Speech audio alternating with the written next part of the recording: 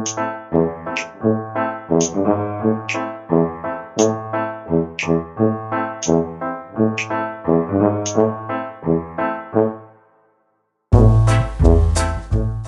1958, la guerre d'Algérie se poursuit. Parmi les événements de cette année, citons la bataille des frontières, une bataille entre les troupes françaises et les troupes de l'ALN stationnées en Tunisie qui cherchent à passer la ligne Maurice.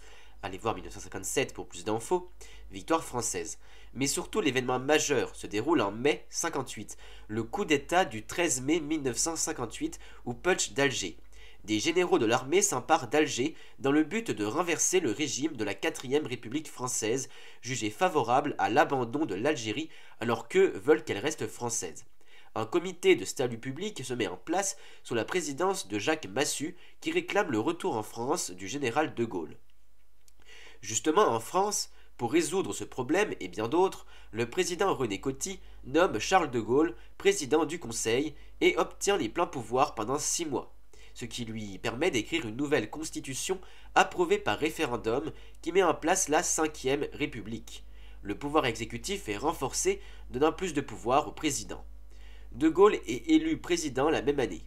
La guerre d'Algérie se poursuit, le but de Gaulle, rendre l'Algérie autonome mais associée à la France. En Irak, cette année-là, a lieu la révolution du 14 juillet 1958. Des officiers libres s'emparent du pouvoir, exécutant le roi Faisal II, mettant fin à la monarchie et créant la République d'Irak.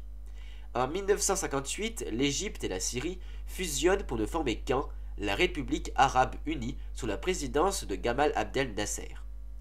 En Chine, Mao Tse-tung lance un programme de réforme visant à industrialiser rapidement le pays. C'est le grand bond en avant. Mais elle causa surtout l'une des plus grandes famines de l'histoire de la Chine. Le nombre de morts est estimé à 35 millions. Enfin, cette année-là, les Américains fondèrent la NASA, l'agence spatiale américaine, pour concurrencer les Soviétiques et leur réussite spatiale.